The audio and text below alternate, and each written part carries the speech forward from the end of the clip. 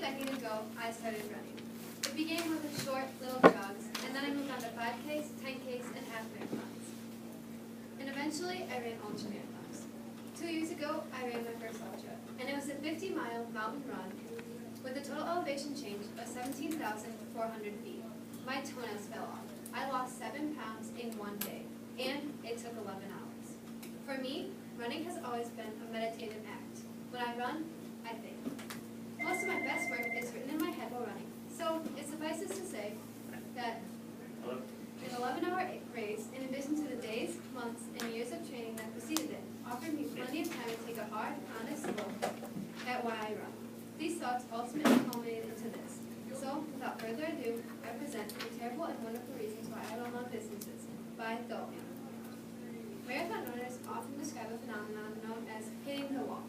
They refer to the wall as the point in the race when they feel physically and emotionally defeated. I do not believe in the wall. I believe in the lurch. He is a wretched, lazy beast.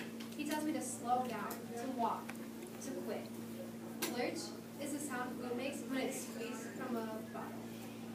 Lurch is the shape of my tummy after a huge meal. If I'm sedentary at a time when I have zero excuse for being sedentary, I call this lurching. The lurch represents all forms of gluttony, apathy, and indifference that plague my life. He follows me home. He comes with me to work. The lurch is with me in the morning, noon, and night. A wall is an absent and immovable object. You cannot silence it, you cannot outrun it, and you cannot beat it. The lurch, however, can be outrun. He can be silenced. I grew up with that kid, and in a way, the lurch is my former self. I run because I'm terrified of becoming that kid again.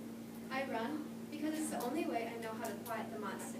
I run because deep down, I am the lurch. There's a stereotype that if you're a runner, you're the type of person who celebrates all forms of healthy living. I am not that person. They say you should treat your body like a temple. I treat mine like a fast-moving dumpster. My feeding habits are that of a trained circus animal. Every time I do a trick, I get a reward. It's awful, it's unhealthy, it scares the elderly. But I take no joy in dieting. Running through forests and over mountains and under massive cityscapes makes me feel alive. Eating iceberg lettuce and counting calories makes me feel tired and robotic. I run long distances for the worst possible reasons. I run to eat. I punish my body outdoors to atone for the atrocities indoors. I know I should stop, but I'm not going to. You know how it feels after you pay your bills or catch up on the emails and clean your entire house? I love that feeling. I strive for that idyllic nirvana. The problem is, I don't like paying my bills. I find replying to emails to be cumbersome, and I hate cleaning my house. I like to skip all that crap and go straight to the nirvana part. Running is a magical shortcut to that euphoria. It enables me to feel like my life is rocketing skyward, even if it's going straight to hell. I remember finishing my first full marathon and feeling overwhelmed with a sense of immense pride. I felt like I'd beaten the impossible. I'd ended world hunger, found life on Mars, defeated the Kraken. Well, in reality, what did I actually accomplish? I shuffled, groaned, and sweated over a 26.2-mile stretch of pavement before gorging myself on granola bars and falling asleep in the warm afterglow of a runner's high. I run long distance because it makes me feel better. I run because I want to slay the Kraken. I just don't want to actually live the sword. One of the most terrible and wonderful runs of my life happened a few years ago in Japan. I'd been running for hours, and my GPS watch said I was 17 miles in. I didn't bring enough water, and I was hot, tired, and dehydrated. Everything hurt. My muscles screamed. My skin seared and blistered.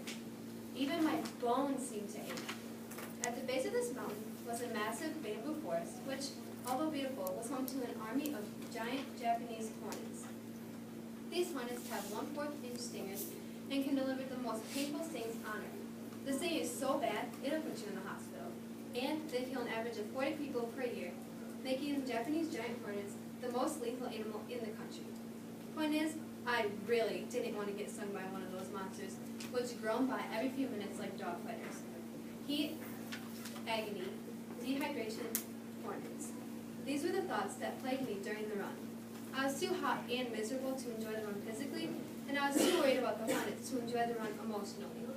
But that's how it goes with runners. Through pain greater the agony, the greater our eventual absolution. And in this case, my absolution came in the form of a vending machine and an electrical sword. The vending machine sprung out of the side of the hill where the forest gave way to a city. And within this vending machine lay an arsenal of sugary, satiating beverages. I chose a purple one. There are few experiences, though, in this life which I would describe as religious. The purple drink was one.